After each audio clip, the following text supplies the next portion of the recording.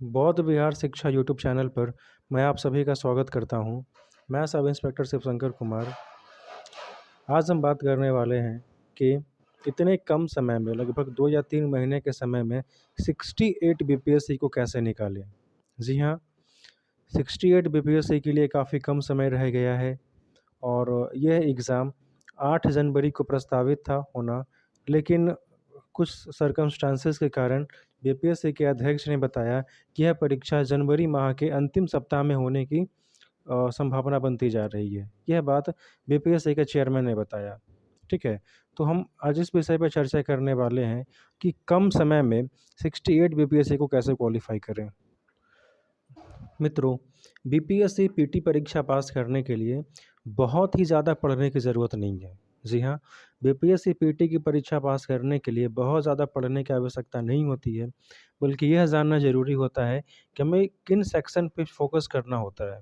ठीक है, अगर आपको पता है कि किन सेक्शन पे आपको फोकस करना है, तब बीपीएससी प्रीलिम्स की परीक्षा सहजता से आप क्वालिफ़ाई कर सकते हैं। तो आज हम बात करने वाले हैं कि भाई कौन-कौन सा सेक्शन है जिसमें बीपीएससी पे आप फ़ोकस करना चाहिए ताकि आप प्रीलिम्स को क्लियर कर सकें। तो देखिए, बीपीएससी में साइंस के लगभग 30 प्रश्न आते हैं। जी हाँ, बीपीएससी में साइंस के 30 क्वेश्चन आते हैं। तो अगर आप एनसीईआरटी क्लास 8, 9, 10th और प्लस घटना चक्र साइंस में अगर आप इसका अध्ययन कर लेते हैं, तो आप विश्वास मानिए आप 30 प्रश्न में से आप 25 प्लस प्रश्न बनाकर ज़रूर आइएगा। यह मेरा दावा है। एनसीईआरटी प्लस घटना चक्र को अगर आप बना लेते हैं, तो 30 में से आप 25 साइंस के प्रश्नों को आप सॉल्व कर पाएँगे। अब साइंस के प्रश्नों के लिए कौन-कौन सा टॉपिक पढ़ना है, किस चैप्टर को पढ़ना है, ये मैं आपको अगली डेडिकेटेड वीडियो में बताऊँगा। नेक्स्ट सब्जेक्ट्स आते हैं आपके करंट अफ़ेयर। बीपीएससी में बिहार के करंट अफेयर और इंटरनेशनल और नेशनल लेवल करंट अफेयर मिला के लगभग 20 से 25 या फिर कभी-कभी 30 सवाल भी बन जाते हैं। ठीक है? तो हमारा यहाँ पे यह मानना है कि अगर आप करंट अफेयर को पिछले 1 साल का अध्ययन करें, जी हाँ, बिहार के करंट अफेयर का 1 साल का अध्ययन करें, इंडिया का और इंटरनेशनल लेवल का, तो आपका यहाँ पे सिलेक्शन होने का चांसेस बहुत ज़्यादा बनते हैं। मैंने अपनी तैयारी के दौरान यह देखा कि बिहार करंट अफेयर तैयार करने के लिए लोग मोटा-मोटा पुस्तकों का अध्ययन करते हैं, जो कि मेरे नज़र में फ्रूटफुल नहीं है। देखिए, बिहार का करंट अफेयर के लिए क्या है कि अगर आप कोई भी यूट्यूब चैनल देखते हैं करंट अफेयर के लिए, बिहार का 1 घंटा का वीडियो देख लीजिए 1 साल के लिए, वो काफ़ी होता है। क्योंकि बिहार करंट अफेयर लगभग 5 से 6 या हार्डली 7-8 प्रश्न आते हैं। तो अगर आप किसी भी यूट्यूब वीडियो 1 साल का देख लीजिएगा, तो आपके प्रश्न वहाँ से सॉल्व हो जाएँगे। आपको ज़्यादा एफर्ट डालने की ज़रूरत नहीं है, क्योंकि बिहार के करंट अफेयर में वही करंट अफेयर आते हैं जो काफ़ी ज़्यादा पॉपुलर होते हैं और एग्ज़ाम की दृष्टि से काफ़ी ज़्यादा महत्वपूर्ण होता है। बीपीएससी में उन्हीं प्रश्नों को पूछा जाता है। इसलिए आपको मोटा-मोटा किताब उठा के करंट अफेयर के लिए नहीं बैठ जाना है 4-4 को बुक उठा के। नहीं तो आपको फिर मेहनत ज़्यादा लग जाएगा और उतना आपको रिज़ल्ट भी नहीं मिलेगा। नेक्स्ट आता है इंडिया का करंट अफेयर। तो इंडिया के करंट अफेयर के लिए आप एडिटोरिया मैगज़ीन को के साथ-साथ किसी और एक मैगज़ीन को देख लें, तो वो काफ़ी रहेगा। लेकिन मेरा सजेशन है कि एडिटोरिया को ज़रूर देखें। इसके अलावा आप किसी एक मैगज़ीन को देख सकते हैं, इससे आपका इंडिया लेवल और इंटरनेशनल लेवल न्यूज़ की कवर हो जाएँगे। इसके बाद एक करंट अफेयर में ही सेक्शन आता है आपका इकोनॉमिक सर्वे। जी हाँ, बिहार के इकोनॉमिक सर्वे को देखना बहुत ही ज़रूरी होता है।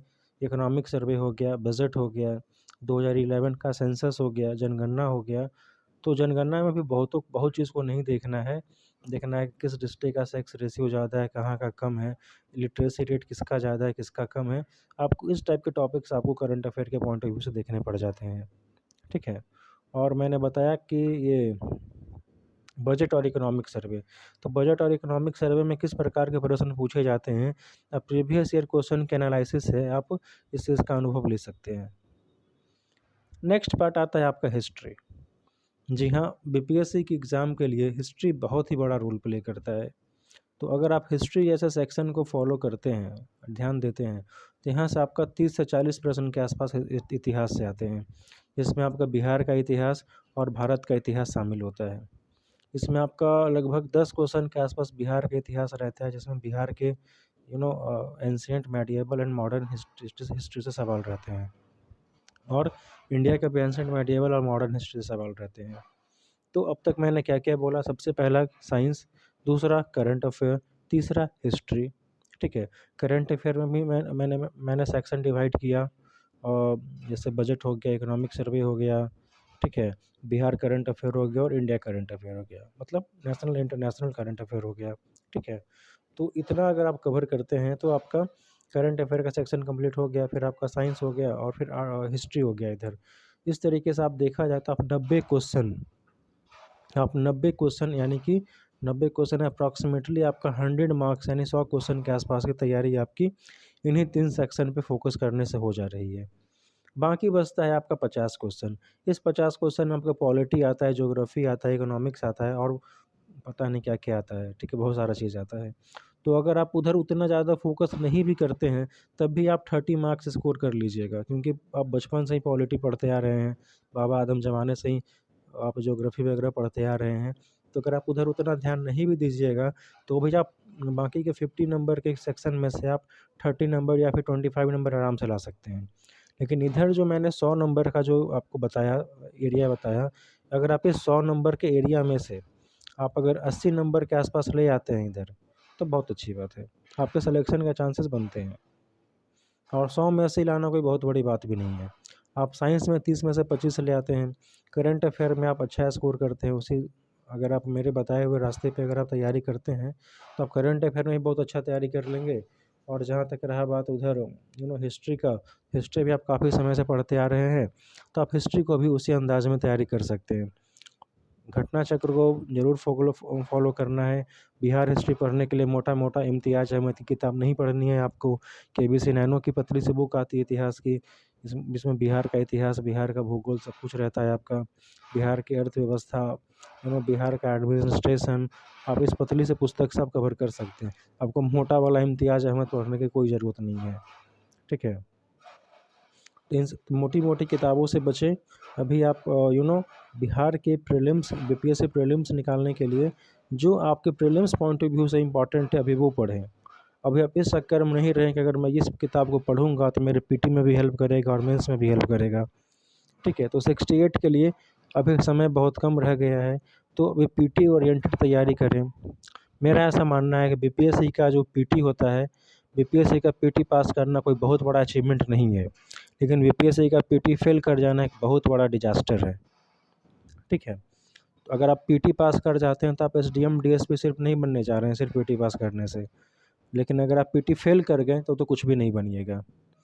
तो पीटी को लाइटली नहीं लेना है। पीटी बहुत ही बड़ा चीज़ होता है बीपीएससी के लिए, चाहे कोई भी स्टेट पीसीएस या फिर कमीशन के एग्ज़ाम के लिए। तो पीटी को लाइटली नहीं लेना है, बढ़िया से यहाँ पे तैयारी करना है। तो आज मैंने इस विषय पे बात किया कि 100 नंबर वाले सेक्शन पे, ये 100 नंबर वाले सेक्शन को कैसे कवर किया जाए। ठीक है, नेक्स्ट वीडियो में हम बात करेंगे कि इस सेक्शन में किस किस टॉपिक को रखा जाए, किस किस टॉपिक पे ज़्यादा ध्यान दिया जाए, जहाँ से बीपीएससी अक्सर सवाल पूछते हैं, ताकि आपका उस एरिया में पकड़ बन जाए, ज़्यादा से ज़्यादा मार्क्स स्कोर कर पाएँ। तो नेक्स्ट वीडियो में साइंस के किस टॉपिक को कवर किया जाना चाहिए, किस टॉपिक को छोड़ना चाहिए, इस पे हम लोग बात करेंगे। तब तक के लिए धन्यवाद। और हमारे चैनल को सपोर्ट करें, लाइक करें, सब्सक्राइब करें और शेयर करें। आपका एक लाइक, एक सब्सक्राइब हम मेरे लिए मोटिवेशन का काम करता है। तो do like, subscribe and share my channel. Thank you for watching me.